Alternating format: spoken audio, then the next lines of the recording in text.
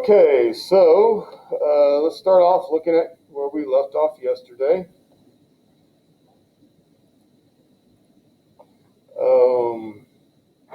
Let me get the Jamboard open.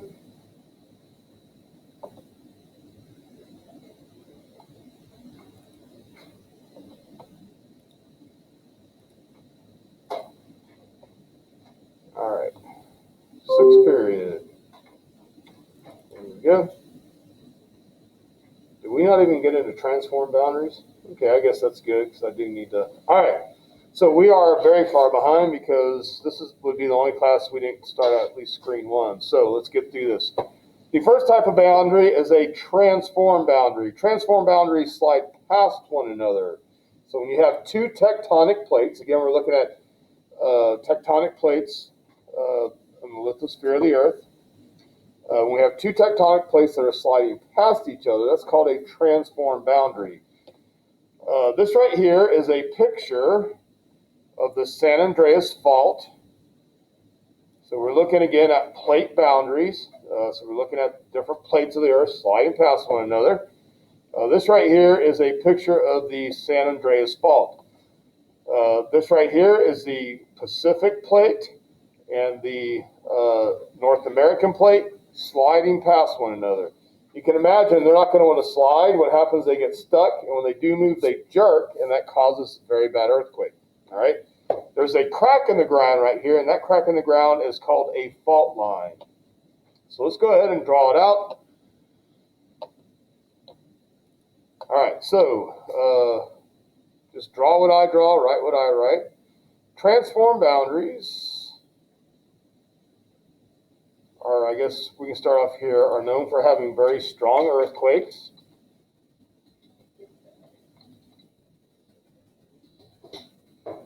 And we're going to draw a transform boundary. Oops, I want a circle.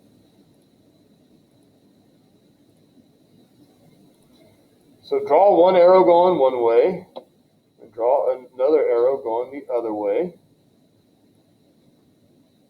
like that. And what we're going to do is we're going to draw a crack in between those two. So this is two tectonic plates sliding past each other. And what you get is you get a crack in the ground. Here's my best interpretation of a crack in the ground. And that crack in the ground is called a fault line.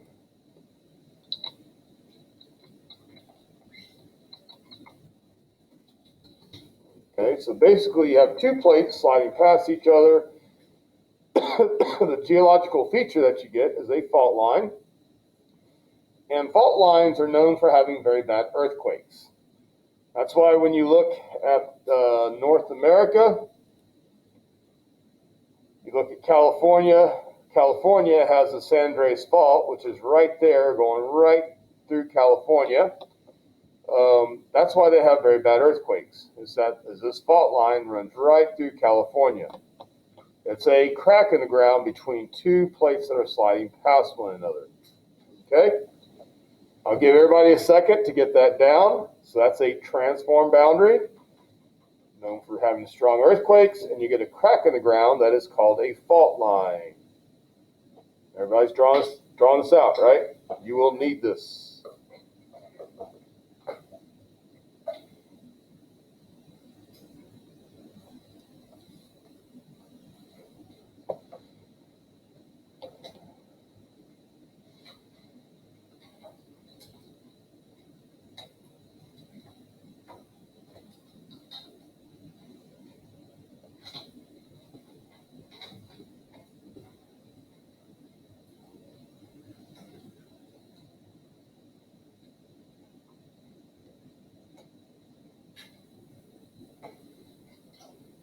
Okay, the next type of boundary is called a divergent boundary.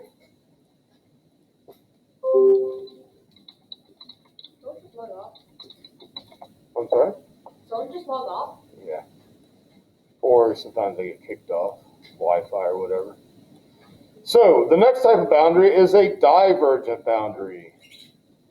Divergent boundaries, the process is known as sea floor spreading. Okay, and let's go take a look at a map. Right here is a map of the Earth, and the blue is the oceans, of course, and you see these black lines that are running through the ocean. You've probably seen these on maps before and didn't realize what they were. These are called mid-ocean ridges, and it's the location where seafloor spreading occurs. They didn't know about these until World War II, and then during World War II, they were looking for submarines. So they had boats going back and forth across the ocean looking for submarines, and they kept coming across these mountain ranges. They're not very tall mountain ranges, but they're some of the longest mountain ranges in the world. So this is a relatively new discovery. This would be, in the 1940s. And then the more they studied them, then they start realizing that this is basically, they believe, to be the driving force behind plate tectonics.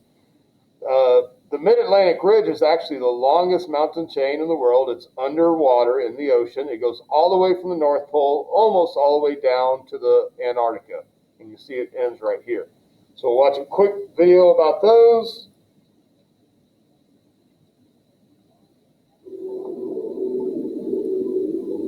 During World War II, scientists at sea were using sophisticated echo to track submarines when they turned up surprising information about the ocean floor. There they found a stretch of underwater ridges made of continually erupting volcanoes. The mid-ocean ridge is formed when molten rock rises from inside the Earth and then pushes the crust apart. A vast spreading seafloor strong enough to move the continents. Not only is new crust formed at mid-ocean ridges, but it dips back down again into the interior of the Earth. You put this all together, and what you get is plate tectonics. The idea that the Earth's crust can be broken up into large pieces or plates that consist of both continents and also pieces of oceanic crust moving together over the face of the Earth. When two plates collide, sometimes one is pushed downward and melts into magma. Eventually, this red-hot material rises to the surface and explodes, creating a volcano. So new crust is born at mid-ocean ridges and destroyed at deep ocean trenches, like a never-ending conveyor belt. And two plates simply nudging each other can cause catastrophic results, like when the San Andreas Fault slipped in 1906. How fast do the plates move? If you live in the US, you're probably standing on the North American plate. In the course of 1 year, the ground under your feet will move about 2 inches. And over long periods of time, that's enough to reshape the Earth, build mountains, trigger earthquakes, and create volcanoes.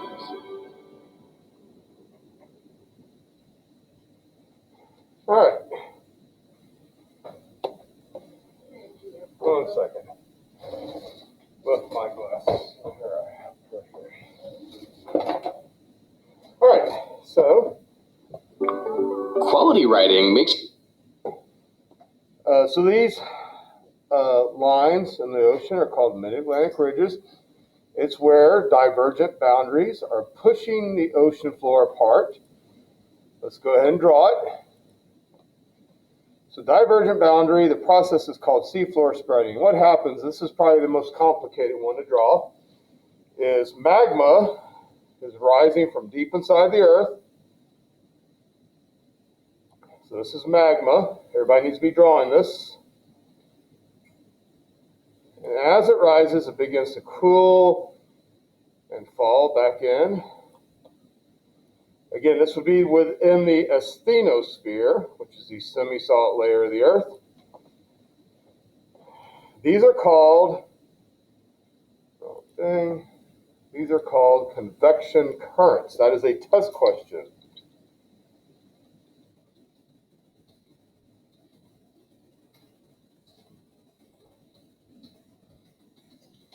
These are called convection currents, and this is magma that's rising. In other words, lava underground. As the magma rises, it begins to squeeze in between the ocean crust, or I should say the oceanic crust.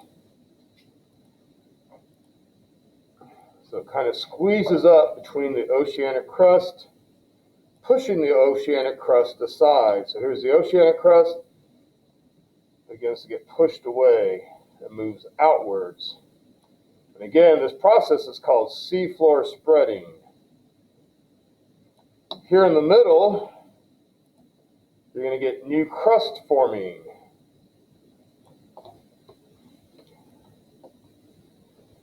So you get new crust.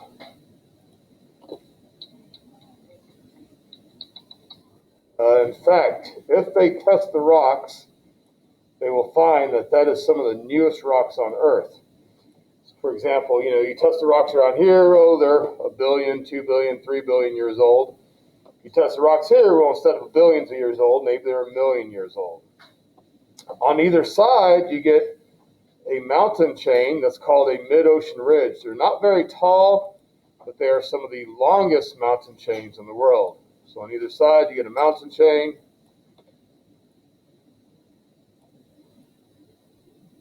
That mountain chain is called a mid-ocean ridge.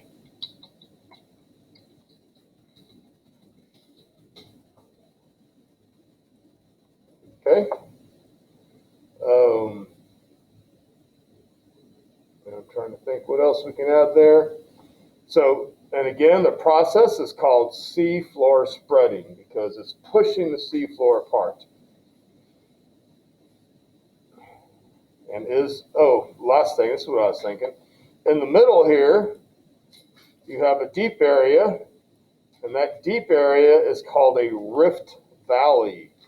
The way I remember it is ripping apart. Okay, rift valley. And again, if you want to remind yourself that this is underwater, you can draw some waves. So this is all under the ocean. Thus the word seafloor spreading. I'll give everybody a couple seconds to catch up, and we'll move on to the next one.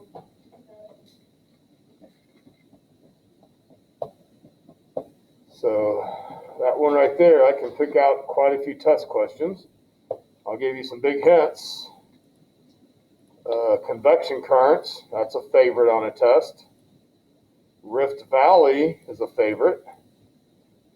And these aren't just my test, but district. Mid-ocean ridges, and of course the term seafloor spreading, divergent boundary.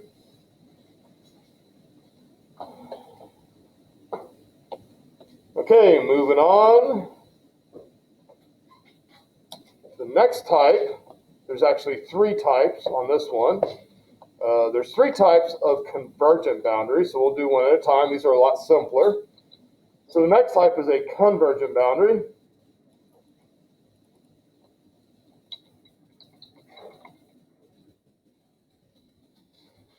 And convergent boundaries come in 3 types. The first type we're going to talk about is continental.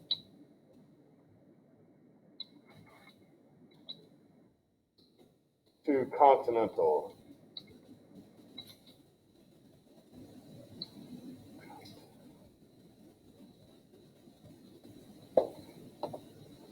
So continental to continental.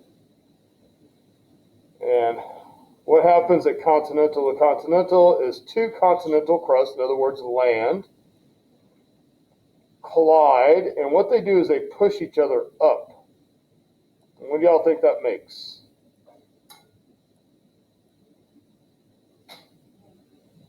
That makes mountains. I'm going to put a C and a C for continental crust to continental crust. One of them could also subduct under the other. It would push up and subduct, which would make volcanoes.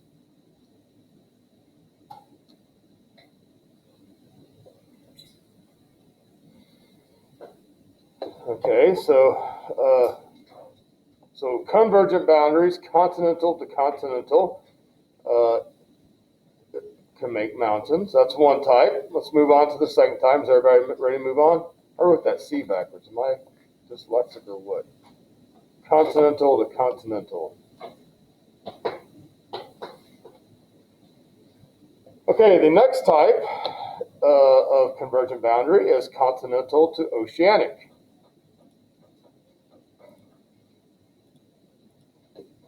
So this also is a convergent boundary. This one is oceanic to continental. Okay. But what you should know by this point is that oceanic crust is lower because it has a greater density than continental crust. As a result, oceanic crust will sink below continental crust. So let me see how good I can draw this. So here I have my continental crust. And over here I have my oceanic crust. The oceanic crust, because it has a greater density, is going to subduct underneath the continental crust. So this is continental crust. This is oceanic crust. And this point right here is called a subduction zone. That's a good test question.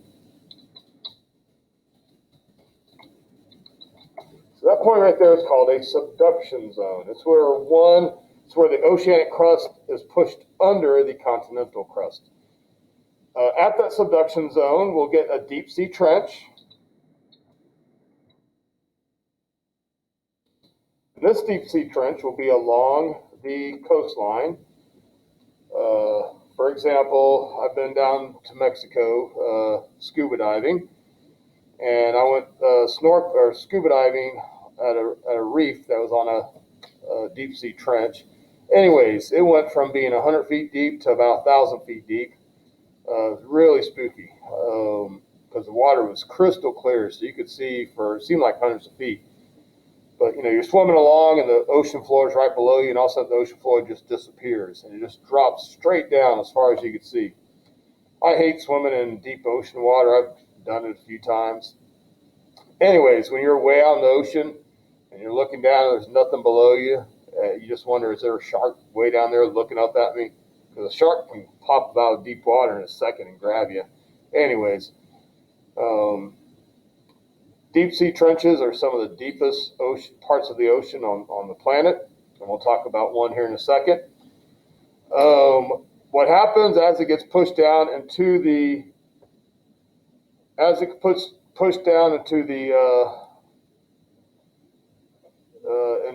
mantle, it begins to melt. And what do y'all think that melting causes? Volcanoes on land. So that will cause a volcano.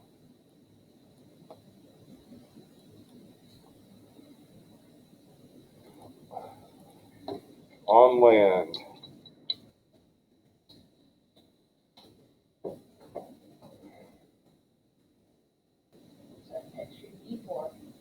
Huh? You put an extra E. I've been asking people that. Yeah, that is an extra E. Nobody said it. I've been doing that all day. Volcano, yeah, it's 1-0, right? Okay, last type, I think we have time for it. Let's go ahead and do it quickly. The last type is oceanic to oceanic.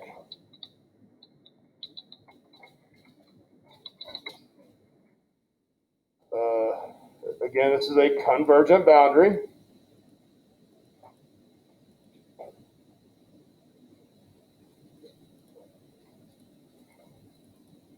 Come on.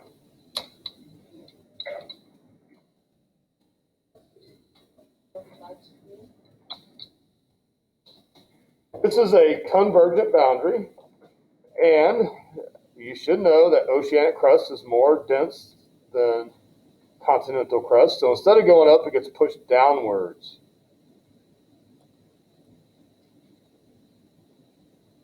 And again, this is convergent, which means they come together. So what will happen here is you actually get deep sea trenches.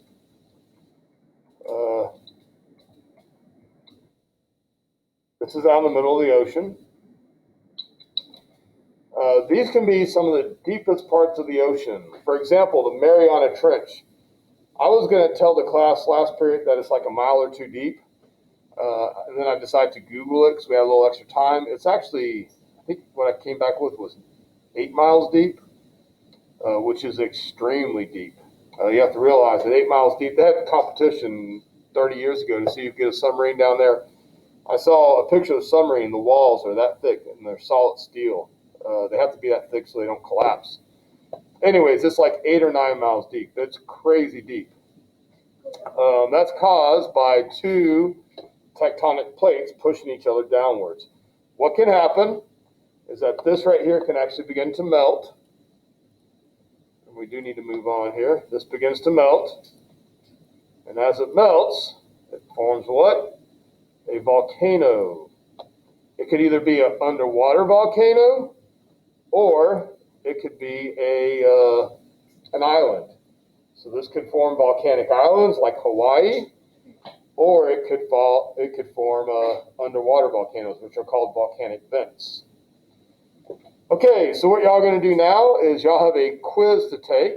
I'll give you a couple seconds to finish up on this. Let's go take a look at the quiz. It is this map right here. Do you remember this map? I've had students tell me, oh, I took that yesterday, I made a 100. Yesterday did not count. This is a new quiz. If you make 100 on it today, you never have to take it again. If you do not make 100 today, you got to take it tomorrow. If you don't make 100 on Thursday, you have to take it on Friday. If you don't make 100 on Friday, you got to take it on Tuesday.